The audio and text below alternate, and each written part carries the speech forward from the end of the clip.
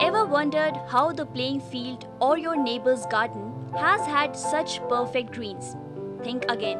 It's not natural grass, but next generation artificial grass or field turf, an invention that has revolutionized playing fields worldwide.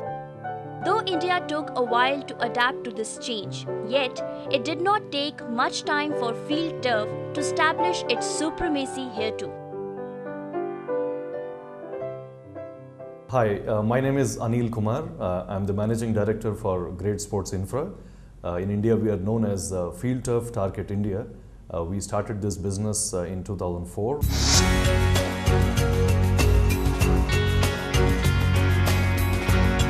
By education, I'm an engineer. I graduated from Osmania as a mechanical engineer.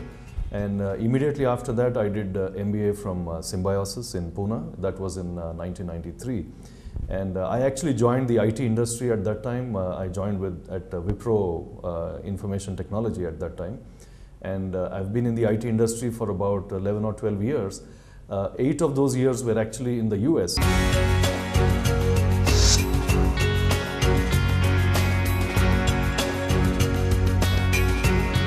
In 2004, when I was looking to move back to India, it has always been my intention to have some business of my own. And therefore, about a year before I actually moved back to India, I started looking out for what would be good opportunities in terms of for a new startup. And after a lot of research, we found that this product, what we refer to as the next generation artificial grass, did not exist in India at that time. And we decided to go ahead and introduce that in India in a big way. And today, after in our 6th year of operation, we have a nationwide network of distributors, and we have done about 1,800 installations across the country.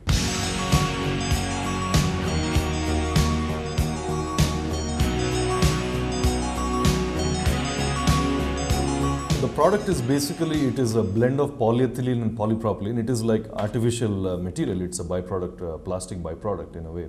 A crude byproduct rather, and the fibers are very grass-like and they are tufted from underneath. For example, this is how the product actually will be, where you can have these fibers which will be very grass-like and very soft, and it's like a zero friction fiber, and therefore once we install, you actually get a finished product like this. So you're able to then basically, there is also an infill of silica sand and rubber granules between these products. So you have, this actually is providing all the cushioning that you want. So when people run on it, or when they sit on it, or when they, even lie down on it, it is extremely soft and it feels just like natural grass. Unlike natural grass, field turf can be grown anywhere. Rocky terrain, where grass is difficult to grow, or even your concrete terrace can now get that green look. Besides, field turf has a lifespan of 25 years, which makes this investment all worth. Having introduced this product called FieldTurf Artificial Grass, first of all, you need to probably have an idea about what the product is. And basically, this is a maintenance-free artificial grass. Basically, you don't need any watering, any maintenance, like fertilizing or cutting, mowing, weeding, none of that. And it can basically be installed in areas where natural grass does not grow. So we thought this would be a great opportunity in India, and therefore typically rooftops, where people find it more difficult to grow natural grass, or children's play area, or restaurants, or school playgrounds, or wherever there is heavy foot traffic where natural grass finds it very difficult to survive, or where there is a water shortage, or where there is a very rocky terrain, or where there is a lot of shade from trees or other buildings, where basically wherever natural grass does not grow is where we position this product.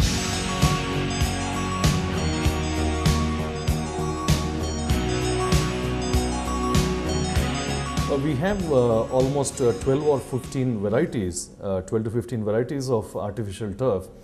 Based on different sport, we have specialized products for those.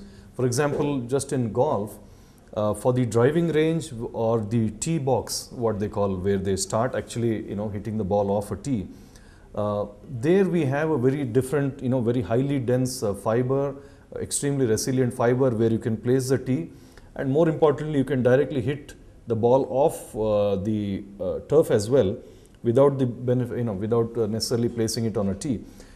On the other hand, when you go to a putting green, we have again very short fiber, and where with a bit of rolling that we do in 8 different directions, it folds around to give exactly a smooth flow like a good putting green of natural grass, but without the maintenance.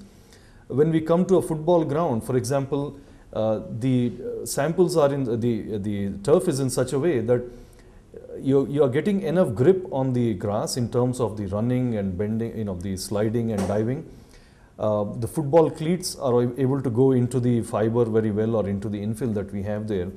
And the whole ratio of the infill mix is in such a way that what we refer to as the biomechanical properties of grass, in the sense it should not be too soft or too hard, and it should allow you to be able to, there should be a little give, it should not be extremely hard. If it is too soft also, there is a problem, because then you get exhausted running. It is like running on a beach, a sandy beach, where you get exhausted. So this is a perfect balance of being not too hard or not too soft. So what we do for a running area like a football field or a baseball field is very different from where we lay these bare turfs.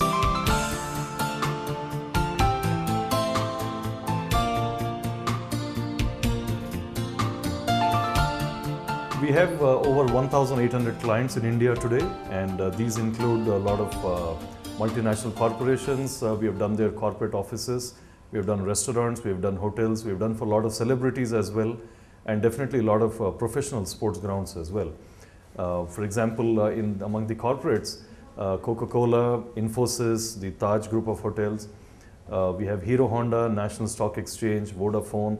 So the list goes on really long in terms of the kind of profile of clients we have. Apart from that, I think one installation that we have done for Infosys is a very, very unique installation worldwide, because that was for a building that is almost at a 45-degree angle, and this was also installed in a manner where the width is almost about 75 meters and the height also is about 75 meters. So totally close to 50,000 square feet was what was installed. That's a one of its kind installation in the world as far as our knowledge goes. When Anil initially entered the market, he found trouble getting buyers, as field turf is priced at almost 8 times the cost of natural grass. But as the concept slowly got acceptance, people began to see its advantage. When we first introduced the product in India, definitely we faced a lot of challenges. I think people were just not used to the concept of artificial grass, number one. They always said that natural grass is better, and of course we did say natural grass is better, but until they realized as to where this exactly is being positioned, that it is basically meant for where you cannot grow natural grass or you cannot maintain natural grass, but where you would still like to have a lawn, that is exactly where we have positioned this. The other factor is, usually when a new product comes into the market, they try to be cheaper than the existing alternative. In our case, it was reverse, because compared to natural grass, which could be 10 or 20 rupees a square foot, we were something like 200 rupees a square foot when we began.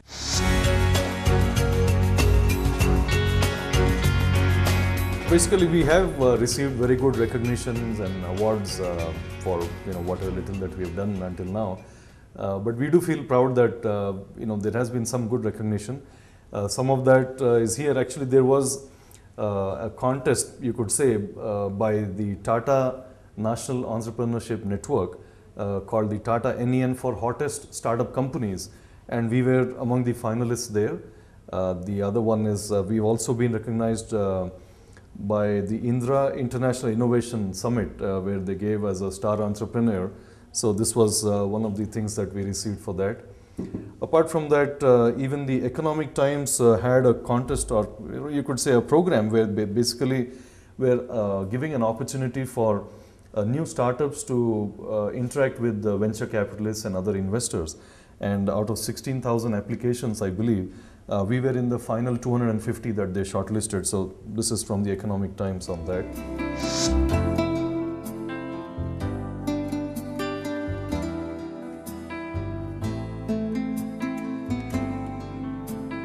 In terms of the skills required for an entrepreneur, it is tempting to say that they need to have every kind of skill, but obviously that's impractical.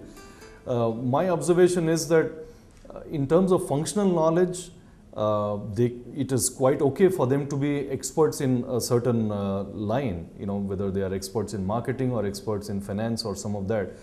But it is equally important that they should have a reasonable understanding of every function, because if a person is going to be running a business, it cannot operate on just a focus with just one function. Therefore, even if they bring in a good, for example, if they are good marketing people, they can bring in a very good accounts person, a very good technical person, but this gentleman, the entrepreneur who is running the business, should be able to understand at least what is happening in a balanced way across all. So they should make some effort to, for example, an MBA is probably a fairly useful course to do to get a reasonable understanding of all the other functions, but an MBA is not by itself sufficient.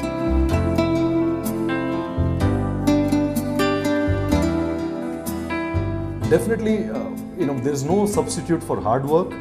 Even if you are a person with a lot of talent and a great caliber and everything, take life very seriously in terms of your approach to your career or your life in general. Make sure that you are doing justice to your talent with good hard work. These two need to go together. Be a very honest, upright and a straightforward person, and I think you can look forward to a very good life. So, now if you want that beautiful lawn or the perfect playing field, you know where to go.